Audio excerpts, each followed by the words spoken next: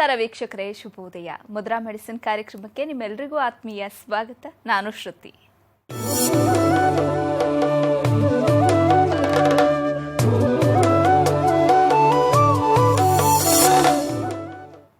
ಇವತ್ತಿನ ಮುದ್ರಾ ಮೆಡಿಸಿನ್ ಕಾರ್ಯಕ್ರಮವನ್ನು ನಡೆಸಿಕೊಡುವುದಕ್ಕೆ ಮುದ್ರಾ ಬ್ರಹ್ಮ, ಮುದ್ರಾ ರತ್ನ, ಮುದ್ರಾ ಶಿರೋಮಣಿ ಗುರೂಜಿ ಶ್ರೀ ಲಕ್ಷ್ಮೀ ಶ್ರೀನಿವಾಸ್ ರವರು ನಮ್ಮೊಂದಿಗಿದ್ದಾರೆ. ಗುರೂಜಿಯವರು ಕಂಪ್ಯೂಟರ್ ಸೈನ್ಸ್ನಲ್ಲಿ ಎಂಜಿನಿಯರಿಂಗ್ ಪದವಿ ಪಡೆದು ಎಂಎಸ್ ಕಂಪ್ಯೂಟರ್ ಸಾಫ್ಟ್ವೇರ್ನಲ್ಲಿ ಸ್ನಾತಕೋತ್ತರ ಪದವಿ ಪಡೆದು ಹಲವಾರು ಮಲ್ಟಿನ್ಯಾಷನಲ್ ಸಾಫ್ಟ್ವೇರ್ ಕಂಪನಿಗಳಲ್ಲಿ 26 ವರ್ಷ ಸತತವಾಗಿ ಸೇವೆಯನ್ನು ಸಲ್ಲಿಸಿದ್ದಾರೆ. ಗುರೂಜಿಯವರು ವೇದ ವಿಜ್ಞಾನ, ಜ್ಯೋತಿಷ್ಯ ಶಾಸ್ತ್ರ ಹಾಗೂ ಪುರಾತನ ಮುದ್ರಾ, ಮಂತ್ರ, ಯಂತ್ರ, ತಂತ್ರಶಾಸ್ತ್ರಗಳಲ್ಲಿ ಸಂಶೋಧನೆಯನ್ನ ನಡೆಸಿ ಔಷಧಿ ರಹಿತ ಜೀವನವನ್ನ ನಡೆಸೋದು ಹೇಗೆ ಹಾಗೂ ಮನೆಗೊಬ್ಬ ವೈದ್ಯನಾಗುವುದು ಹೇಗೆ ಅಂತ ತಿಳಿಸಿಕೊಡ್ತಾ ಬಂದಿದ್ದಾರೆ. ಇದಲ್ಲದೆ ಭೂತ, ಪ್ರೇತ, ಮಾಟ, ಮಂತ್ರ, ತಂತ್ರಗಳ ಬಗ್ಗೆ ಸಂಶೋಧನೆಯನ್ನ ನಡೆಸಿ ಮನೆಗೊಬ್ಬ ಮಾಂತ್ರಿಕ ಮತ್ತು ತಾಂತ್ರಿಕನಾಗೋದು ಹೇಗೆ ಅಂತ ತಿಳಿಸಿಕೊಡ್ತಾ ಬಂದಿದ್ದಾರೆ. ಗುರೂಜಿಯವರು ಹಲವಾರು ಪುಸ್ತಕಗಳನ್ನು ಬರೆದು ಸಮಾಜಕ್ಕೆ ಜ್ಞಾನಾರ್ಜನೆ ಮಾಡಿದ್ದಾರೆ. ಸಮಾಜದ ಹಿತಕ್ಕಾಗಿ ಬೆಂಗಳೂರಿನಿಂದ ಸುಮಾರು 40 ಕಿಲೋಮೀಟರ್ ದೂರದಲ್ಲಿ ಉಚಿತ ಅನಾಥಾಶ್ರಮ, ವೃದ್ಧಾಶ್ರಮ ಹಾಗೂ ಮುದ್ರಾ, ಮಂತ್ರ, ತಂತ್ರ ಸಂಶೋಧನಾ ಕೇಂದ್ರವನ್ನ ಸ್ಥಾಪನೆ ಮಾಡ್ತಾ ಇದ್ದಾರೆ. ಗುರೂಜಿಯವರನ್ನ ನಿಮ್ಮೆಲ್ಲರ ಪರವಾಗಿ ಕಾರ್ಯಕ್ರಮಕ್ಕೆ ಸ್ವಾಗತಿಸ್ತಾ ಇದ್ದೇನೆ. ಗುರುಗಳೇ ನಮಸ್ಕಾರ, ಕಾರ್ಯಕ್ರಮಕ್ಕೆ ಸ್ವಾಗತ. ಆತ್ಮೀಯ ವೀಕ್ಷಕ ಬಾಂಧವರಿಗೆಲ್ಲ ನಮಸ್ಕಾರ. ಗುರುಜಿ, ಇವತ್ತಿನ ನೇರ ಪ್ರಸಾರ ಕಾರ್ಯಕ್ರಮದಲ್ಲಿ ವೀಕ್ಷಕರೆಲ್ಲ ಕಾಯ್ತಾ ಇದ್ದಾರೆ. ಇವತ್ತು ಯಾವ ವಿಚಾರದ ಬಗ್ಗೆ ತಿಳಿಸ್ಕೊಳ್ಬಹುದು, ಯಾವ ದೋಷವನ್ನ ನಾವು ನಿವಾರಣೆ ಮಾಡ್ಕೊಳ್ಬಹುದು ಅನ್ನೋದನ್ನ ನೋಡಿ. ಒಬ್ಬ ಮನುಷ್ಯ ಯಾವತ್ತೂ ನಾನು ಕಾಯಿಲೆಯಿಂದ ನರಳಬೇಕು ಅಂತ ಇಷ್ಟಪಡೋದಿಲ್ಲ. ಯಾವಾಗಲೂ ನಾನು ಚೆನ್ನಾಗಿರಬೇಕು, ಆರೋಗ್ಯವಾಗಿರಬೇಕು, ಚೆನ್ನಾಗಿ ಬಟ್ಟೆ ಹಾಕೋಬೇಕು, ಚೆನ್ನಾಗಿ ಊಟ ಮಾಡಬೇಕು, ಚೆನ್ನಾಗಿ ಎಂಜಾಯ್ ಮಾಡಬೇಕು ಅಂತ ಆಸೆ ಪಡ್ತಾನೆ. ಕೆಲವರಿಗೆ ಅದು ಆಸೆ ಈಡೇರಿಬಿಡುತ್ತೆ. ಕೆಲವರಿಗೆ ಬಟ್ಟೆ ಹಾಕೋಕ್ಕೆ ತೊಗೊಳಕ್ಕೆ ದುಡ್ಡಿಲ್ಲ, ಒಳ್ಳೆ ಊಟ ಮಾಡೋಕ್ಕೆ ಶಕ್ತಿ ಸಾಮರ್ಥ್ಯತೆ ಇಲ್ಲ, ಮತ್ತು ಯಾವುದೇ ಸುಖಗಳನ್ನ ಎಂಜಾಯ್ ಮಾಡೋಕ್ಕಾಗಲ್ಲ. ಮೊನ್ನೆ ನಾನು ಲಾಸ್ಟ್ ಮಂತಲ್ಲಿ ಮಂಗಳೂರಿಗೆ ಹೋಗಿದ್ದಾಗ ನಾನು ಏರ್ಪೋರ್ಟಲ್ಲಿ ಒಂದು ಕಡೆ ಕೂತಿದ್ದೆ. ಅಲ್ಲಿ ಒಬ್ಬರು ಹೇಳ್ತಾಯಿದ್ರು, ಅವರು ಹಣ್ಣುಗಳೇ ತಿನ್ನೋಕ್ಕಾಗಲ್ವಂತೆ. ಮೂಸಂಬಿ ತಿನ್ನೋಕ್ಕಾಗಲ್ಲ, ಕಿತ್ಲೆಹಣ್ಣು ತಿನ್ನೋಕ್ಕಾಗಲ್ಲ, ಸೇಬು ತಿನ್ನೋಕ್ಕಾಗಲ್ಲ. ಏನಾದ್ರು ತಿಂತು ಅಂದರೆ ಯಾವುದೇ ಹಣ್ಣು ತಿನ್ನಲಿ ವಾಂತಿ ಆಗತ್ತಂತೆ. ಆದರೆ ಅವ್ರಿಗೆ ಕೋಟ್ಯಾಂತರ ರೂಪಾಯಿ ಆಸ್ತಿ ಇದೆ. ಅವರ ನಂತರ ಭಾಳ ಅಳ್ತಾ ಹೇಳ್ತಾಯಿದ್ರು, ನಂತರ ಭಾಳ ಎಸ್ಟೇಟ್ಸ್ ಇವೆ, ಫ್ಯಾಕ್ಟ್ರಿ ನಡೆಸ್ತೀನಿ, ನಾನು ಗ್ರೂಪ್ ಆಫ್ ಕಂಪ್ನಿ ಓನರ್. ನನ್ನದೊಂದು ಪ್ರಾಬ್ಲಮ್ ಏನಿದೆ ಅಂತಂದರೆ ಹಣ್ಣುಗಳೇ ತಿನ್ನೋಕ್ಕಾಗಲ್ಲ ನನಗೆ. ಹಣ್ಣೇನಾರು ಸೇಬು ತಿಂತು ಅಂತಂದರೆ ಮೈಯೆಲ್ಲ ಉರಿ ಬಂದುಬಿಡುತ್ತಂತೆ. ನೋಡಿ, ಸೇಬು ತಿಂದರೆ ಬರ್ನಿಂಗ್ ಸೆನ್ಸೇಷನ್ನು. ಒಳ್ಳೆ ಆರೆಂಜ್ ಜ್ಯೂಸ್ ಕುಡಿಯೋಣ ಅಂಥೇಳಿ ಆರೆಂಜ್ ಜ್ಯೂಸ್ ಕುಡಿತು ಅಂದರೆ ಕುಡಿದ ತಕ್ಷಣ ಕಂಪ್ಲೀಟಾಗಿ ವಾಂತಿ ಮಾಡಿಬಿಟ್ಟು ಕಣ್ಣೆಲ್ಲ ಮಂಜಾಗ್ಬಿಡುತ್ತಂತೆ. ಅದನ್ನು ನಾನು ಭಾಳ ಸುಮಾರು ಸಲ ಟೆಸ್ಟ್ ಮಾಡಿದ್ದೀನಿ. ಅದಕ್ಕೆ ನನಗೆ ಹಣ್ಣುಗಳೇ ಅಲರ್ಜಿ ಅಂತ ಹೇಳ್ಬಿಟ್ರು. ಇನ್ನೊಂದು, ಚಿನ್ನ ಭಾಳ ಇಷ್ಟ ಅವ್ರಿಗೆ. ಹಾಕೊಂಡ ತಕ್ಷಣ ಮೈಯೆಲ್ಲ ಕೆರೆತ ಬರುತ್ತೆ, ಮತ್ತು ಚಿನ್ನ ಬೇಗ ಕಪ್ಪಾಗ್ಬಿಡುತ್ತೆ. ಬಳೆ ಹಾಕೊಳ್ಳೋಂದ್ರೆ ಇಲ್ಲೆಲ್ಲ ಕೆರೆತ ಶುರುವಾಗತ್ತಂತೆ. ಅಂದರೆ ಚಿನ್ನನೇ ಕಪ್ಪಾಗತ್ತೆ, ಚಿನ್ನನೇ ಕಪ್ಪಾಗತ್ತಂತೆ. ಆ ಥರ ಶರೀರ ಅವರದು. ನೋಡಿ, ಆ ಥರ ಬ್ಲಡ್. ಚಿನ್ನ ಹಾಕಿದ ತಕ್ಷಣ ಮೈಯೆಲ್ಲ ಕೆರೆತ ಶುರುವಾಗತ್ತಂತೆ. ಚಿನ್ನ ತೆಗೆದು ಬಿಟ್ಟರೆ ಕೆರ್ತಾ ಇರೋದಿಲ್ಲಂತೆ. ಅದಕ್ಕೆ ಅವರು ಬಳೆ ಹಾಕೊಳ್ಳಲ್ಲ, ಮಾಂಗಲ್ಯನೂ ಹಾಕೊಳ್ಳಲ್ಲ, ಯಾವ ಒಡವೆ ವಸ್ತುಗಳೂ ಹಾಕೊಳ್ಳೋದಿಲ್ಲ. ಅವ್ರಿಗೆ ಕೋಟಿಗಟ್ಟಲೆ ದುಡ್ಡು ಕೊಟ್ಟಿದ್ದಾನೆ ಭಗವಂತ. ಎಲ್ಲ ಕೊಟ್ಬಿಟ್ಟು ಅನುಭವಿಸೋಕ್ಕೆ ಬಿಡ್ತಾ ಇಲ್ಲ ಭಗವಂತ. ಇದು ಚಿನ್ನದ ಬಗ್ಗೆ. ಏನಾದರೂ ಪುದೀನ ಸೊಪ್ಪು, ಮೆಂತ್ಯ ಸೊಪ್ಪು, ಪಾಲಕ್ ಸೊಪ್ಪು, ಈ ಥರದ ಸೊಪ್ಪು ತಿಂತು ಅಂತಂದರೆ ಅವ್ರಿಗೆ ಇಡೀ ಮುಖ ಎಲ್ಲ ಊದ್ಕೊಂಡ್ಬಿಡುತ್ತಂತೆ, ದಪ್ಪ ಆಗಿಬಿಡ್ತಾರಂತೆ. ಸೊಪ್ಪು ತಿಂದರೆ ಮೈಯೆಲ್ಲ ಊತ ಬರುತ್ತೆ, ಬಾಡಿ ಇನ್ಫ್ಲಮೇಷನ್ ಅಂತ ಕರೀತಾರೆ. ಹೀಗೆ ಸೊಪ್ಪು ತಿಂದರೆ ಒಬ್ರಿಗೊಂಥರ, ಹಣ್ಣು ತಿಂದರೆ ಒಬ್ರಿಗೊಂಥರ. ಅದರಲ್ಲಿ ಈ ಮೆಟೀರಿಯಲ್ಸ್ ಅಂದರೆ ಏನು, ಚಿನ್ನ ಇರ್ಬೋದು, ಬೆಳ್ಳಿ ಇರ್ಬೋದು. ಅವ್ರಿಗೆ ಭಾಳಷ್ಟು ಕೋಟ್ಯಾಂತರ ರೂಪಾಯಿ ಆಸ್ತಿ ಇದೆ. ಅವ್ರಿಗೆ ಕಬ್ಬಣ ಭಾಳ ತುಂಬ ಚೆನ್ನಾಗಾಗುತ್ತೆ, ಚಿನ್ನ ಆಗಲ್ಲ, ಬೆಳ್ಳಿ ಆಗಲ್ಲ. ಇದನ್ನೆಲ್ಲ ನೋಡಿದಾಗ ನಾವು ಯಾವುದಕ್ಕೋಸ್ಕರ ಹೋರಾಟ ಮಾಡಬೇಕು ಅನಿಸ್ಬಿಡುತ್ತೆ. ಚಿನ್ನಕ್ಕೋಸ್ಕರ ದುಡಿಬೇಕಾ? ಕೋಟಿಗಟ್ಟಲೆ ದುಡಿದಿಡ್ದು ಹಣ್ಣು ತಿನ್ನೋಕ್ಕಾಗಲಿಲ್ಲ ಅಂದರೆ ಆ ಕೋಟಿಗೆ ಏನು ಬೆಲೆ ಇದೆ? ಕೋಟಿಗಟ್ಟಲೆ ದುಡಿದಿಡ್ದು ಮೈ ಮೇಲೆ ಒಂದಿನ ಒಳ್ಳೆ ಚಿನ್ನ ಹಾಕ್ಕೊಂಡು ನಾನು ಸುಖ ಪಡಬೇಕು ಅನ್ನೋ ಒಂದು ಆಸೆಗೆ ಈಡೇರ್ತಿಲ್ಲ ಅಂದರೆ ಆ ಚಿನ್ನ, ಆ ಕೋಟಿ ಏನಕ್ಕೆ ಬೇಕು? ಹಾಗಿದ್ಮೇಲೆ ನಮ್ಮ ಶರೀರವೇ ಕೆಲವು ವಸ್ತುಗಳನ್ನ ಒಳಗೆ ಅಲೋ ಮಾಡ್ತಿಲ್ಲ ಅಂದಮೇಲೆ ಮತ್ತು ಇನ್ನೇನು ಅಲೋ ಮಾಡುತ್ತೆ. ಹೀಗಾಗಿ ನಮ್ಮ ಅರೆ ರಾಗಿ ತಿಂದರೆ ಒಂಥರ ಹಿಟ್ಟು, ಚಪಾತಿ ಒಬ್ರಿಗೆ ಆಗಲ್ಲ, ಒಬ್ರಿಗೆ ಬಿಸಿಬೇಳೆಭಾತ್ ಆಗೋದಿಲ್ಲ, ಕೆಲವರಿಗೆ ಸ್ವೀಟ್ಸ್ ಆಗೋದಿಲ್ಲ. ಹಾಗಾದರೆ ಎಲ್ಲವೂ ಆಗಬೇಕು, ಎಲ್ಲವನ್ನೂ ಅನುಭವಿಸಬೇಕು, ಎಲ್ಲವನ್ನೂ ತಗೋಬೇಕು, ಎಲ್ಲವನ್ನೂ ತಿಂದು ಚೆನ್ನಾಗಿ ನಾನು ಬದುಕಬೇಕು ಅಂತಂದರೆ ಅವನ ಜಾತಕದಲ್ಲಿ ಆ ಬರ್ತಲ್ಲಿ ಒಂದು ಒಳ್ಳೆ ಯೋಗ ಇರಬೇಕು. ಆದ್ದರಿಂದ ಆ ಥರ ಯೋಗಗಳನ್ನು ನಾವು ಪತ್ತೆ ಹಚ್ಚಿ ಯಾರಿಗೇನು ಅಲರ್ಜಿ ಇದೆಯೋ ಆ ಅಲರ್ಜಿಗೆ ನಾವು ಸೊಲ್ಯೂಷನ್ ಕೊಡಬೇಕು ಅಂತ ನಾನು ಒಂದು ರೀತಿ ತೀರ್ಮಾನ ತೊಗೊಂಡಿದ್ದೀನಿ. ಅದರಿಂದ ಕೆಲವ್ರಿಗೆ ಹಾಸಿಗೆ ಮೇಲೆ ಮಲ್ಕೊಂಡ್ರೆ ನಿದ್ದೆ ಬರಲ್ಲ, ಜಮ್ಖಾನ್ ಹಾಕೊಂಡು ಕೆಳಗೆ ಮಲ್ಕೊಳ್ಳಿ, ಚಾಪೆ ಮೇಲೆ ನಿದ್ದೆ ಬರುತ್ತೆ. ಏನು ಒಳ್ಳೆ ಹಾಸಿಗೆ, ಅದು ಇವತ್ತು 20-25 ಸಾವಿರ ರೂಪಾಯಿ ಹಾಸಿಗೆ, ಅದೆಂಥದ್ದು ಮ್ಯಾಗ್ನೆಟ್ಸ್ ಅಂತೆ, ಕ್ರಿಸ್ಟಲ್ಸ್ ಎಲ್ಲ ಒಳಗಿದೆಯಂತೆ, ಅದು ಅದ್ರ ಮೇಲೆ ಮಲ್ಕೊಂಡ್ರೆ ನಿದ್ದೆ ಬರಲ್ಲ. ಅದು ಅವ್ರಿಗೆ ಸುಮ್ಮನೆ ಒಂದು ಭಗವಂತ ಹೆಂಗೆ ಆ ಸುಖನ ಕಟ್ ಮಾಡ್ತಾನೆ ಅನ್ನೋದಕ್ಕೆ ಇದೊಂದು ಎಕ್ಸಾಂಪಲ್ ಹೇಳ್ತಾ ಇದ್ದೀನಿ. ಎಲ್ಲ ಇದೆ, ಮಲಗಿದ್ರೆ ನಿದ್ದೆ ಬರಲ್ಲ. ಆಮೇಲೆ ಒಂದು ಶಾಕ್ಸ್ ಹಾಕೋಕ್ಕಾಗಲ್ಲ, ಶೂಸ್ ಹಾಕೋಕ್ಕಾಗಲ್ಲ, ಚಪ್ಪಲಿ ಹಾಕ್ಕೊಳ್ಬೇಕು. ಅಂದರೆ ಭೋಗಗಳನ್ನು ಹೆಂಗೆ ಕಟ್ ಮಾಡ್ತಾನೆ. ಹಾಗಾದರೆ ನಮಗೆ ಈ ಸುಖಗಳು ಅನುಭವಿಸೋಕ್ಕಾಗ್ತಿಲ್ಲ ಅಂದರೆ ನಾನು ಏನೋ ಒಂದು ತಪ್ಪು ಮಾಡಿದ್ದೀನಲ್ಲ, ಆ ತಪ್ಪನ್ನ ಪತ್ತೆ ಹಚ್ಚಿ ಅದಕ್ಕೆ ಸೊಲ್ಯೂಷನ್ ತೊಗೊಂಡಾಗ ಅನುಭವಿಸ್ಬೋದೇನೋ. ಚಿನ್ನ ಹಾಕೋಬೋದು, ಹಣ್ಣು ತಿನ್ಬೋದು, ಸೊಪ್ಪು ತಿನ್ಬೋದು, ರಾಗಿ ಯೂಸ್ ಮಾಡ್ಬೋದು, ಗೋಧಿ ಯೂಸ್ ಮಾಡ್ಬೋದು, ಏನು ಬೇಕಾದ್ರೆ ನೀವು. ಹಾಗಾದರೆ ಯಾವ ಕಾರಣಕ್ಕೆ ನಮಗೆ ಈ ಥರ ಮಾಡ್ತಾ ಇದ್ದಾನೆ? ಹಾಗಾದ್ರೆ ನನ್ನ ಸೊಪ್ಪು ತಿನ್ನೋಕ್ಕಾಗಲ್ಲ, ನಾನು ಏನೋ ಒಂದು ತಪ್ಪು ಮಾಡಿರಬೇಕಲ್ಲ, ಹಣ್ಣು ತಿನ್ನೋಕ್ಕಾಗಲ್ಲ, ನಾನು ಏನೋ ಒಂದು ತಪ್ಪು ಮಾಡಿರಬೇಕಲ್ಲ. ಅದಕ್ಕೆ ಫಲ ಅಪಹರಣ, ಅನ್ನ ಅಪಹರಣ, ಕದ್ದು ಅನ್ನ ತಿನ್ನಬಾರ್ದು, ಹಣ್ಣು ಕದ್ಕೊಂಡು ತಿನ್ನಬಾರ್ದು, ಯಾವುದೇ ಆಹಾರ ಪದಾರ್ಥಗಳು ಧಾನ್ಯಗಳನ್ನು ಕದಿಬಾರ್ದು. ಹಾಗಾದರೆ ಈ ಚೋರ ಕೃತ್ಯದಿಂದ ನಮಗೆ ಅಲರ್ಜಿ ಬರುತ್ತೆ ನೆಕ್ಸ್ಟ್ ಬರ್ತಲ್ಲಿ. ಕೆಲವರಿಗೆ ಕುಂಕುಮ ಇಟ್ಕೊಂಡ್ರೆ ಅಲರ್ಜಿ, ಕೆಲವರಿಗೆ ಸ್ಟಿಕ್ಕರ್ ಇಟ್ಕೊಂಡ್ರೆ ಇಲ್ಲೆಲ್ಲ ಆಗಿ ಕ್ಯಾನ್ಸರ್ ಶುರುವಾಗ್ಬಿಟ್ಟಿದೆ, ಇಲ್ಲೆಲ್ಲ ಆ ಇನ್ಫೆಕ್ಷನ್ ಕೆಮಿಕಲ್ ರಿಯಾಕ್ಷನ್ ಆಗಿ.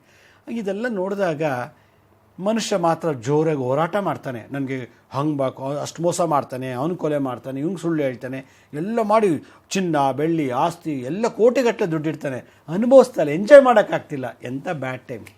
ಅದರಿಂದ ಎಂಜಾಯ್ ಮಾಡೋದಲ್ಲೂ ಒಂದು ಟೆಕ್ನಿಕ್ಸ್ ಇದೆ, ಎಂಜಾಯ್ ಮಾಡೋದು ಒಂದು ಆರ್ಟ್, ಅದೇ ಆರ್ಟ್ ಆಫ್ ಲಿವಿಂಗ್. ಅದರಿಂದ ಲೈಫನ್ನ ಎಂಜಾಯ್ ಮಾಡೋದು ಹೇಗೆ ಅನ್ನೋದನ್ನು ನಮ್ಮ ಋಷಿ ಮುನಿಗಳು ಬಹಳಷ್ಟು ಚೆನ್ನಾಗಿ ವರ್ಣನೆ ಮಾಡಿದರೆ ಹಿಂದಿನ ಕಾಲದಲ್ಲಿ. ಓಕೆ ಗುರುಜಿ, ನೀವು ಹೇಳ್ತಾ ಇದ್ರಿ ಅಂದರೆ ನಾವು ತಿನ್ನುವಂತಹ ಆಹಾರ ಪದಾರ್ಥವನ್ನು ಕದ್ದಿದ್ರೆ ಅದು ನಮಗೆ ಮುಂದಿನ ರೀಬರ್ತ್ ಅಂತ ಏನಿರುತ್ತೆ ಆ ಜನ್ಮದಲ್ಲಿ ನಮ್ಗೆ ಅದು ಅಲರ್ಜಿಯಾಗಿ ಪರಿಣಮಿಸುತ್ತೆ ಅಂತ. ಇನ್ನೊಂದು ಉದಾಹರಣೆ ನೀವು ಹೇಳ್ತಾ ಇದ್ರಿ, ಏನಂದರೆ ಚಿನ್ನ ಹಾಕ್ಕೊಂಡ್ರೆ ಚಿನ್ನದ ಕಲರು ಚೇಂಜ್ ಆಗುತ್ತೆ, ಜೊತೆಗೆ ಅಲರ್ಜಿ ಶುರುವಾಗುತ್ತೆ ಅನ್ನೋದನ್ನ. ಈ ರೀತಿ ಆಗೋದು ಯಾಕೆ? ಇದು 100ರಲ್ಲಿ ಒಬ್ಬರಿಗೆ ಕಾಡುವಂತಹ ಸಮಸ್ಯೆಗಳ, ಇದೆಲ್ಲವೂ ಕೂಡ ಚಿಕ್ಕ ಚಿಕ್ಕ ಸಮಸ್ಯೆ ಅಂತ ಅನಿಸಿದ್ರು ಅವರಿಗೆ ಬಹು ದೊಡ್ಡದಾಗಿ ಕಾಡ್ತಾ ಇರುತ್ತೆ ಆ ಮನುಷ್ಯರಿಗೆ. ಈ ರೀತಿ ಆಗೋದು ಯಾಕೆ ಗುರುಜಿ? ನೋಡಿ, ಅಪಹರಣ ದೋಷ, ಚೋರ ಕೃತ್ಯ ದೋಷಗಳು, ಅದಕ್ಕೆ ಬೇಡಿ ಪಡಿಬೇಕಂತೆ, ಕದಿಬಾರ್ದಂತೆ. ಅಂದ್ರೆ ಚಿನ್ನನೂ ಕದ್ದಿದ್ರೆ ಈ ರೀತಿ ಆಗತ್ತೆ. ಚಿನ್ನ ಕದ್ದವ್ರಿಗೆ ಈ ಥರ ಅವ್ರಿಗೆ ಲೈಫಲ್ಲಿ ಪರಿಚಿಂತೆ. ಬೆಳ್ಳಿ ಕದ್ರೆ ಮೈಯೆಲ್ಲ ತೊಂದರೋಗ ಬಂದುಬಿಡುತ್ತೆ. ಬೆಳ್ಳಿ ಸಿಲ್ವರ್ ಕದ್ರೆ ಯಾವ ಥರ ಸಿಲ್ವರ್ ಇದೋ ಅದೇ ಥರ ಬರ್ತಾ ಹೋಗುತ್ತದು. ಅದರಿಂದ ಲೋಹ ಅಪಹರಣ, ಧಾನ್ಯ ಅಪಹರಣ, ಅನ್ನ ಅಪಹರಣ, ಅದರಿಂದ ಯಾವುದನ್ನು ಕೂಡ ನಾವು ಭಿಕ್ಷೆ ಬೇಡಿ ತಗೋಬೇಕಂತ. ಅದರಿಂದ ಕದಿಯೋ ತಪ್ಪು. ಇವತ್ತು ಕೇಳಿ ತಗೋಬೇಕು, ಇಲ್ಲ ಭಿಕ್ಷೆ ಬೇಡಬೇಕು. ಯಾರು ಭಿಕ್ಷೆ ಹಾಕ್ತಾರೋ ಅದು ಶಾಶ್ವತವಾಗಿರ್ತದಂತೆ. ಅದಕ್ಕೆ ಭಗವಂತ ಭಿಕ್ಷೆ ಬೇಡ್ತಾನೆ. ಅವನು ತಿನ್ನೋ ಅನ್ನನ ಕೂಡ ಅನ್ನಪೂರ್ಣೇಶ್ವರ ಭಿಕ್ಷೆ ಬೇಡ್ತಾನಂತೆ. ಭವತಿ ಭಿಕ್ಷಾಂದೇಹಿ ಭವತಿ ಭಿಕ್ಷಾಂದೇಹಿ ಭವತಿ ಭಿಕ್ಷಾಂದೇಹಿ ಅಂತ. ಅದರಿಂದ ಈ ಥರ ದೋಷದಲ್ಲಿರೋರಿಗೆ ಎಷ್ಟೋ ಜನ ಮಿನಿಸ್ಟರ್ಗಳಾಗಿದ್ದಾರೆ, MP MLಗಳು, ಕೆಲವು ವಸ್ತು ಅವ್ರಿಗೆ ಆಗಿ ಬರ್ತಾ ಇಲ್ಲ. ಇದನ್ನೆಲ್ಲ ನಾನು ಗಮನಿಸಿ ನಾನು ಇದ್ರ ಬಗ್ಗೆ ಒಂದು ಒಳ್ಳೆ ಅಷ್ಟು ಮಾಹಿತಿನ ನಮ್ಮ ವೀಕ್ಷಕರಿಗೆ ತಿಳಿಸಿದಾಗ ಅಟ್ಲೀಸ್ಟ್ ಈ ಜನ್ಮದಲ್ಲಾದರೂ ಆ ದೋಷನ ಕಳ್ಕೊಂಡು ಸತ್ತೋಬೇಕು. ಇಲ್ಲ ಇದು ಮತ್ತೆ ನೀವು ರೀಬರ್ತಾ ಆದರೂ ಅದೇ ಹೋಗ್ತದೆ. ಅವ್ರು ಎಷ್ಟೇ ಬರ್ತಾದರೂ ಕೂಡ ಪ್ರಾಣಿಗಳು ಅಷ್ಟೇ ಎಲ್ಲ ತಿನ್ನಲ್ಲ, ಪ್ರಾಣಿಗಳಿಗೂ ಕೆಲವು ಅಲರ್ಜಿ ಇದೆ. ಈಗ ಈ ಅಲರ್ಜಿ ಏನಕ್ಕೆ ಬಂತು, ಹೇಗೆ ಬರುತ್ತದೆ ಅನ್ನೋದ್ರ ಬಗ್ಗೆ ಡಿಸ್ಕಸ್ ಮಾಡೋಣ ಅಂತ. ಓಕೆ ಗುರುಜಿ, ಈ ಬಗ್ಗೆ ಮಾತಾಡೋಣ. ವೀಕ್ಷಕರೇ, ಇದು ನೇರ ಪ್ರಸಾರದ ಕಾರ್ಯಕ್ರಮ ಆಗಿರೋದ್ರಿಂದ ನೀವು ಕೂಡ ಕರೆ ಮಾಡಿ ಗುರುಜಿಯವ್ರ ಜೊತೆ ಮಾತನಾಡಬಹುದು. ಪುಟ್ಟ ವಿರಾಮದ ನಂತರ ಮುದ್ರಾ ಮೆಡಿಸಿನ್ ಕಾರ್ಯಕ್ರಮಕ್ಕೆ ಮತ್ತೊಮ್ಮೆ ಸ್ವಾಗತ. ಈಗೊಬ್ರು ಕಾಲರ್ ಇದ್ದಾರೆ, ಶಾಂತ ಅಂತ, ಬಾಗಲಕೋಟೆಯಿಂದ ಕರೆ ಮಾಡಿದ್ದಾರೆ. ನಮಸ್ಕಾರ ಶಾಂತ. ನಮಸ್ಕಾರ ಮೇಡಮ್. ಹೇಳಿಮ್ಮ, ಯಾರ ಬಗ್ಗೆ ಕೇಳಬೇಕಿತ್ತು? ನನ್ನ ಮಗನ ಆರೋಗ್ಯದ ಬಗ್ಗೆ ಕೇಳಬೇಕಾಗಿತ್ತು ಮೇಡಮ್. ಗುರುಜಿ ಅವರ ಹತ್ರ. ಗುರುಜಿ ಇದ್ದಾರೆ, ಮಾತನಾಡಿ ಮ್ಯಾಮ್. ನಮಸ್ತೆ ಅಮ್ಮ, ಹೇಳಿ. ನಮಸ್ತೆ ಸರ್. ಗುರುಜಿ, ನಿಮ್ಗೆ ಎಷ್ಟು ಉಪಕಾರ ನಿಮ್ಗೆ ಬಾಳ ಉಪಕಾರ ಆಗೈತ್ರಿ ಗುರುಜಿ ನಮ್ಗ. ಹೇಗಮ್ಮ? ಅದು ನನ್ ಮಗನಿಗೆ ಹುಷಾರಿಲ್ಲ ಅಂತ ಹೇಳಿದ್ನಲ್ಲ, ಅದು ಹೊಟ್ಟೆಯಲ್ಲಿ ಅದು ಇದು ದೊಡ್ಡ ಕರಡಿಗೆ ಬಾವು ಬಂದಿದೆ, ಮತ್ತ ಮಲ ವಿಸರ್ಜನೆ ಕಫ ಟೈಮ್ ಹೋಗುತ್ತೆ ಅಂತ ಹೇಳಿ ನೀವು ಹೇಳಿದ್ರಲ್ಲ, ಅದು ಬೇವಿನ ರಸ ಹಾಕಿ ನಿಂಬೆ ಹಣ್ಣು ನೀರ್ನಲ್ಲಿ ಬಿಸಿನೀರು ಕುಡಿಸೋದು, ಅದನ್ನ 9 ದಿವಸ ನಿನ್ನೆ ಮಾಡಿದೇರಿ ಗುರುಜಿ. ನಿನ್ನೆ ಮುಗೀತು. ಈಗ 3 ದಿವಸ ಹಿಂದನ ಅವನು ಪೂರ್ತಿ ಎಲ್ಲ ನಾರ್ಮಲ್ ಮೋಷನ್ ಆಗುತ್ತೆ, ಮತ್ತೆ ಅವ್ನಿಗೆ ಅಡ್ಡಾಡಕ್ ಬರ್ತಾ ಇರ್ಲಿಲ್ಲ, ಪೂರ್ತಿ ಎಲ್ಲ ನಾರ್ಮಲ್ ಆಗಿ ಅಡ್ಡಾಡ್ತಾ ಇದ್ದಾನೆ ಗುರುಜಿ. ಎಲ್ಲ ಸರಿ ಆಗಿದೆ ಗುರುಜಿ. ಭಾಳ ಸಂತೋಷಮ್ಮ, ಒಳ್ಳೇದಾಯಿತು ಪಾಪ. ಅಷ್ಟು ಒಳ್ಳೇದಾದರೆ ಸಾಕು. ನೀವು ಕಾಲ್ ಮಾಡೋದಕ್ಕೂ ಸಾರ್ಥಕ, ನಾನು ಕಾರ್ಯಕ್ರಮ ಮಾಡಿದ್ದಕ್ಕೂ ಸಾರ್ಥಕ. ಭಾಳ ಸಂತೋಷ ಅಮ್ಮ. ಅಟ್ಲೀಸ್ಟ್ ನೀವು ಕಾಲ್ ಮಾಡೋದ್ರೆ ಹೇಳಿದಲ್ಲ, ಭಾಳ ಖುಷಿ ಆಯ್ತು ನನಗೆ, ಭಾಳ ಸಂತೋಷ. ಓಕೆ, ಧನ್ಯವಾದಗಳು ಶಾಂತ ಅವರೇ. ಮತ್ತೊಬ್ರು ಕಾಲರ್ ಇದ್ದಾರೆ, ಬೆಂಗಳೂರಿನಿಂದ ಮಹಾಲಕ್ಷ್ಮಿ ಕರೆ ಮಾಡಿದ್ದಾರೆ. ನಮಸ್ಕಾರ ಮಹಾಲಕ್ಷ್ಮಿ ಅವರೇ. ನಮಸ್ಕಾರ ಮೇಡಮ್. ಹೇಳಿಮ್ಮ, ಯಾರ ಬಗ್ಗೆ ಕೇಳಬೇಕಿತ್ತು? ನನ್ನ ಬಗ್ಗೆನೇ ಕೇಳಬೇಕಿತ್ತು ಮೇಡಮ್. ಓಕೆ, ಗುರೂಜಿ ಇದ್ದಾರೆ, ಮಾತನಾಡಿ. ನಮಸ್ತೆ ಅಮ್ಮ, ಹೇಳಿ. ಹಲೋ, ನಮಸ್ಕಾರ ಸರ್. ನಮಸ್ತೆ. ಸರ್, ನನಗೆ ಇದು ಬಿಳಿ ತೊನ್ನು ಅಂತ ಬಂದಿದೆ ಸರ್. ಬಿಳಿ ತೊನ್ನು? ಹಾಂ, ಹೇಳಿ. ಅದು ಕೈಯಿಂದ ಮತ್ತೆ ಕಾಲಲ್ಲಿ ಮಾತ್ರ ಇದೆ. ಆಮೇಲೆ ಬಾಡಿಲೆಲ್ಲ ಅಲ್ಲಲ್ಲಿ ಬರ್ತಾ ಇದೆ. ಆಮೇಲೆ ವೈಟ್ ಚುಕ್ಕೆಗಳು ಅಲ್ಲಲ್ಲಿ ಬರ್ತಾ ಇದೆ. ಅಂದರೆ ಇದು ಪ್ರೀವಿಯಸ್ ಬರ್ತಲ್ಲಿ ಸಿಲ್ವರ್ ಬೆಳ್ಳಿ ಕದ್ದಿದ್ರೆ ಮೈಯೆಲ್ಲ ಬೆಳ್ಳಗಾಗತ್ತೆ. ಇದು ಒಂದು ಕಾಯಿಲೆ ಅಂತಲ್ಲ, ಚರ್ಮದಲ್ಲಿ ಪರಿವರ್ತನೆ. ಇದನ್ನು ಏನು ಇನ್ಫೆಕ್ಷನ್ ಆಗಲಿ ಕೆರೆತ ಆಗಲಿ ಏನೂ ಬರೋದಿಲ್ಲ. ಬಟ್ ನೀವು ಚಿಕ್ಕ ಪ್ರಾರಂಭದಲ್ಲೇ ನೀವು ಟ್ರೀಟ್ಮೆಂಟ್ ತೊಗೋಬೇಕಾಗಿತ್ತು. ಇದು 100ಕ್ಕೆ 80% ಕ್ಯೂರ್ ಮಾಡೋಕ್ಕೆ ಕಷ್ಟ, ಇನ್ನೊಂದು 20% ಮಾಡ್ಬೋದು ಇವತ್ತಿನ ಮಾಡರ್ನ್ ಮೆಡಿಕಲ್ ಮೆಡಿಷನ್ಸ್ ಇದೆಯೋ ಅದರಲ್ಲಿ. ಬಟ್ ಆಯುರ್ವೇದದಲ್ಲಿ ಒಳ್ಳೆ ಥೆರಪಿ ಇದೆ, ನೀವು ತೊಗೊಂಡಿದ್ದೀರೇನೋ ಗೊತ್ತಿಲ್ಲ. ನಾನು ಅತಿ ಶೀಘ್ರದಲ್ಲಿ ಇದಕ್ಕೊಂದು ಎಪಿಸೋಡ್ ಮಾಡ್ತೀನಿ. ತೊನ್ನು ರೋಗನ ಬರ್ದೇವ್ರು ಹೆಂಗೆ ತಡೆಯೋದು ಹೇಗೆ, ಅಕಸ್ಮಾತ್ ಶುರುವಾಗಿರೋ ಹೆಂಗೆ ಮಾಡೋದು ಅಂತ. ಅದೊಂದು ದೊಡ್ಡ ಲೈಬ್ರರಿ, ಅದೊಂದು ದೊಡ್ಡ ವಿಶೇಷವಾದ ಜ್ಞಾನ ಭಂಡಾರ. ಸದ್ಯಕ್ಕೆ ನೀವು ಏನು ಮಾಡಿ, ಗೋಮೂತ್ರ ತೊಗೊಳ್ಳಿ. ಗೋಮೂತ್ರಕ್ಕೆ ಪ್ಯೂರ್ ಅರಿಶಿಣದ ಪುಡಿ ಹಾಕಿ, ಮತ್ತು ಅಗ್ನಿಹೋತ್ರಿ ಮಾಡ್ತಾರಲ್ಲ ಯಾರಾದರೂ ಅಗ್ನಿಹೋತ್ರಿಗಳು, ಅವರು ಅಗ್ನಿಹೋತ್ರಿ ಮಾಡಿ ಭಸ್ಮ ತೊಗೊಂಡು ಗೋಮೂತ್ರ, ಅರಿಶಿಣ, ಅಗ್ನಿಹೋತ್ರಿ ಭಸ್ಮ, ಒಂದು ಸ್ವಲ್ಪ ಅರ್ಧ ಅಥವಾ 1/4 ಚಮಚ ನಿಂಬೆಹಣ್ಣು ರಸ, ಇದನ್ನು ಹಾಕಿ ಮಿಕ್ಸ್ ಮಾಡಿಬಿಟ್ಟು ಎಲ್ಲೆಲ್ಲಿದೆಯೋ ಅಲ್ಲಿಗೆ ಮಾತ್ರ ಹಚ್ಚಿಬಿಟ್ಟು ಒಂದು 3 hours ಬಿಡಿ. ಅದು ತನಗೆ ತಾನೇ ಹಾಗೆ ಡ್ರೈ ಆಗಿ ಈಚೆ ಬಂದುಬಿಡುತ್ತೆ. ಇದು ಮಾಡ್ತಾ ಬನ್ನಿ, ಸುಮಾರು ಕಮ್ಮಿ ಆಗೋ ತನಕ ಕಾರ್ಯಕ್ರಮ ಹೊರಟೋಗುತ್ತೆ. ಓಕೆ, ಧನ್ಯವಾದಗಳು ಕರೆ ಮಾಡಿದ್ದಕ್ಕೆ. ಮತ್ತೊಬ್ರು ಕಾಲರ್ ಇದ್ದಾರೆ, ಬೆಳಗಾವಿಯಿಂದ ಪ್ರವೀಣ್ ಕರೆ ಮಾಡಿದ್ದಾರೆ. ನಮಸ್ಕಾರ ಪ್ರವೀಣ್. ನಮಸ್ಕಾರ ಮೇಡಮ್. ಹೇಳಿ, ಯಾರ ಬಗ್ಗೆ ಕೇಳಬೇಕಿತ್ತು? ನನ್ನ ಬಗ್ಗೆನೇ ಕೇಳಬೇಕಾಗಿತ್ತು. ಗುರುಜಿ ಅವ್ರ ಜೋಡಿ ಮಾತಾಡಬೇಕಾಗಿತ್ತು. ಗುರುಜಿ ಇದ್ದಾರೆ, ಮಾತನಾಡಿ. ನಮಸ್ತೆ ಪ್ರವೀಣ್ ಅವರೇ, ಹೇಳಿ. ಗುರುಜಿ ನಮಸ್ಕಾರ. ನಾನು 2 ಸಲ ಇದಕ್ ಬಂದಿನ್ರಿ, ದತ್ತ ಜಯಂತಿಗ್ರಿ, ಹಾವೇರಿ ಮತ್ತು ಹೊಸಪೇಟೆಗ್ರಿ. ನಾವು ಮಾಡಿದಂಥ ಕಾರ್ಯಕ್ರಮಕ್ಕೆ ಭಾಗವಹಿಸಿದ್ರಾ? ನನಗ ಒಳ್ಳೇದಾಗೈತ್ರಿ. ನನಗ ಗಂಡ ಮಗು ಆಗೈತ್ರಿ Guruji. Congratulation, very good, congratulation. ಈಗ ನಂದು ಒಂದ್ ಪ್ರಶ್ನೆ ಐತ್ರಿ. ನಾನು ಗೌರ್ಮೆಂಟ್ ಜಾಬ್ ಟ್ರೈ ಮಾಡತ್ತನ್ರಿ, ಅದಕ್ಕ ಆಗ್ತತೆ ಹಂಗಂತ ಹೇಳ್ರಿ ಕೇಳ್ಬೇಕಾಗಿತ್ತು. ಗೌರ್ಮೆಂಟ್ ಜಾಬ್ ಆಗಬೇಕು ಅಂತಂದರೆ ಅದರಲ್ಲಿ ಗುರು ಮತ್ತು ಶುಕ್ರರ ಒಂದು ಜಾತಕದಲ್ಲಿ ಎಲ್ಲಿದ್ದಾರೆ, ಹೇಗಿದ್ದಾರೆ ಅಂತ ಪತ್ತೆ ಹಚ್ಚಬೇಕು. ಅವ್ರ ಜೊತೆ ಯಾವ ಪಾಪಗ್ರಹಗಳಿದೆಯಾ, ಶುಭ ಗ್ರಹಗಳಿದೆಯಾ, ಮತ್ತು ಅವರು ಉಚ್ಚ ಸ್ಥಾನದಲ್ಲಿ ನೀಚ ಸ್ಥಾನದಲ್ಲಿ, ಅದಕ್ಕೆಲ್ಲ ಜಾತಕ ವಿಶ್ಲೇಷಣೆ ಆಗಬೇಕು. ಬಟ್ ನೀವು ಅದರ ಬಗ್ಗೆ ಏನು ಮಾಹಿತಿ ಕೊಡ್ತಿಲ್ಲ. ಒಂದು ಕೆಲಸ ಮಾಡಿ, ಬೆಳಗಾಮಲ್ಲಿ ಅವ್ರು ಹೇಳಿದ್ದು. ಹೌದು ಗುರುಜಿ. ಬೆಳಗಾಮಲ್ಲಿ ಅಲ್ಲಿ ದತ್ತ ಮಂದಿರ ಎಲ್ಲಿದೆ ಹುಡುಕಿ, ದತ್ತಾತ್ರೇಯ ದೇವಸ್ಥಾನ ಅಥವಾ ಎಲ್ಲರೂ ಹತ್ತಿ ಹಣ್ಣಿನ ಮರ ಇದ್ದರೆ ಅದನ್ನು ಪತ್ತೆ ಹಚ್ಚಿ ದಿನ ಅದಕ್ಕೆ 108 ಸುತ್ತು ಪ್ರದಕ್ಷಿಣೆ ಮಾಡಬೇಕಾದ್ರೆ ಓಂ ದ್ರಾಂ ಓಂ ಗುರು ದತ್ತಾಯ ನಮಃ, ಓಂ ದ್ರಾಂ ಓಂ ಗುರು ದತ್ತಾಯ ನಮಃ, ಓಂ ದ್ರಾಂ ಓಂ ಗುರು ದತ್ತಾಯ ನಮಃ ಮಂತ್ರ ಹೇಳ್ತಾ 108 ಸುತ್ತು ಮಾಡ್ತಾಯಿರಿ. ಪ್ರಯತ್ನ ಮಾಡಿ, ಅಪ್ಲೈ ಮಾಡೋದು, ನೀವೇನು ಸರ್ಕಾರ ಕೆಲಸಕ್ಕೆ ಪ್ರಯತ್ನ ಮಾಡಿ ಇದನ್ನು ಮಾಡ್ತಾರೆ. ಗುರುಬಲ ಚೆನ್ನಾಗಿ ಸಿಕ್ತು ಅಂತಂದರೆ ಖಂಡಿತ ಉದ್ಯೋಗ ಪ್ರಾಪ್ತಿ ಆಗ್ತದೆ. ಧನ್ಯವಾದಗಳು ಕರೆ ಮಾಡಿದ್ದಕ್ಕೆ. ಮತ್ತೊಬ್ರು ಕಾಲರ್ ಇದ್ದಾರೆ, ಮಹಾರಾಷ್ಟ್ರದಿಂದ ಬಾಳಪ್ಪ ಕರೆ ಮಾಡಿದ್ದಾರೆ. ನಮಸ್ಕಾರ ಬಾಳಪ್ಪ ಅವರೇ. ನಮಸ್ಕಾರ ಮೇಡಮ್. ನಮಸ್ಕಾರ. ಹೇಳಿ, ಯಾರ ಬಗ್ಗೆ ಕೇಳಬೇಕಿತ್ತು? ನನ್ನ ಬಗ್ಗೆ ಕೇಳಬೇಕಾಗಿತ್ತು. ಸರಿ, ಗುರುಜಿ ಇದ್ದಾರೆ, ಮಾತನಾಡಿ. ನಮಸ್ತೆ ಬಾಳಪ್ಪ ಅವರೇ. ನಮಸ್ತೆ ಗುರುಜಿ. ನಮಸ್ತೆ. ಯಾವ ಊರು ತಮ್ಮದು ಮಹಾರಾಷ್ಟ್ರದಲ್ಲಿ? ಕೊಲ್ಲಾಪುರ ಲಕ್ಷ್ಮೀ ವಾಸಸ್ಥಳ. ಗ್ರೇಟ್. ಹೇಳಿ ಮಾರಪ್ಪ ಅವರೇ. ನಮ್ಮ ಮನಸ್ಸು ಒಟ ಚಂಚಲ ಆಗಿರೋದ್ರಿ, ಒಟ ಏನು ಇದ್ರಲ್ಲಿ ಚಂಚಲ. ಹ್ಞೂ ಅಂದ್ರೆ ಒಟ್ಟು ಸಮಾಧಾನ ಇರೋದಿಲ್ರಿ, ಕೆಲಸದಾಯ್ತು ಎದುರಾಗಾಯ್ತು ಒಟ್ಟು ಸಮಾಧಾನ ಇರೋದು. ಓಕೆ, ನೋಡಿ ಈ ಮುದ್ರೆ ಇಟ್ಕೊಂಡು, ಈ ಮುದ್ರೆ ಕಾಳಿ ಮುದ್ರಾ ಈ ರೀತಿ ಇಟ್ಕೊಂಡು, ಓಂ ಕ್ರೀಂ ಕಾಳಿಕಾಯೈ ನಮಃ, ಓಂ ಕ್ರೀಂ ಕಾಳಿಕಾಯೈ ನಮಃ, ಓಂ ಕ್ರೀಂ ಕಾಳಿಕಾಯೈ ನಮಃ, ಓಂ ಕ್ರೀಂ ಕಾಳಿಕಾಯೈ ನಮಃ, ಓಂ ಕ್ರೀಂ ಕಾಳಿಕಾಯೈ ನಮಃ ಅಂತ ಬೆಳಗ್ಗೆ ಮತ್ತು ಸಂಜೆ ಮಾಡ್ತಾ ಬನ್ನಿ. 3 ಡೇಸಲ್ಲಿ ಭಾಳ ಪವಾಡ ಆಗುತ್ತೆ. ಓಕೆ, ಧನ್ಯವಾದಗಳು ಬಾಳಪ್ಪ ಅವರೇ. ವೀಕ್ಷಕರೇನು ನೀವು ಕೂಡ ಕರೆ ಮಾಡಿ ಗುರೂಜಿಯವ್ರ ಜೊತೆ ಮಾತನಾಡಬಹುದು. ಪುಟ್ಟ ವಿರಾಮದ ನಂತರ ಮುದ್ರಾ ಮೆಡಿಸಿನ್ ಕಾರ್ಯಕ್ರಮಕ್ಕೆ ಮತ್ತೊಮ್ಮೆ ಸ್ವಾಗತ. ಈಗೊಬ್ರು ಕಾಲರ್ ಇದ್ದಾರೆ, ಶೋಭಾ ಅಂತ ಬೆಂಗಳೂರಿನಿಂದ ಕರೆ ಮಾಡಿದ್ದಾರೆ. ನಮಸ್ಕಾರ ಶೋಭಾ. ನಮಸ್ಕಾರ. ಶೋಭಾ ಅವರೇ, ದಯವಿಟ್ಟು ಟಿವಿ ವಾಲ್ಯೂಮ್ನ ಕಂಪ್ಲೀಟ್ ಆಗಿ ಮ್ಯೂಟ್ ಮಾಡಿ ಗುರೂಜಿಯವ್ರ ಜೊತೆ ಮಾತಾಡಿ. ಹೇಳಿ, ಯಾರ ಬಗ್ಗೆ ಕೇಳಬೇಕಿತ್ತು? ನನಗೆ ನೆಗಡಿ ಪ್ರಾಬ್ಲಮ್ ಇದೆ. ಸರಿ, ಏನ್ ಮಾಡ್ಬೇಕು ಅಂತ ಗುರೂಜಿ ಅವ್ರನ್ನ ಓಕೆ, ಕೇಳಬೇಕು. ಗುರೂಜಿ ಇದ್ದಾರೆ, ಮಾತನಾಡಿ. ನಮಸ್ತೆ ಅಮ್ಮ, ಹೇಳಿ ಅಮ್ಮ. ಗುರೂಜಿ, ನನಗೆ ನೆಗಡೆ ಬರುತ್ತೆ ಗುರೂಜಿ, ಡಸ್ಟ್ ಅಲರ್ಜಿ ಅಂತ. ಏನ್ ಮಾಡ್ಕೊಬೇಕು Guruji? Dust allergy. Dust allergy, dust ಅಲರ್ಜಿನ ಹಾ ಗುರೂಜಿ. ನೀವು ಒಂದು ಕೆಲಸ ಮಾಡಿ, ಚೆನ್ನಾಗಿ ಪ್ರಾಣಾಯಾಮ ಮಾಡಬೇಕು ದಿನ ಬೆಳಗ್ಗೆ ಸಂಜೆ.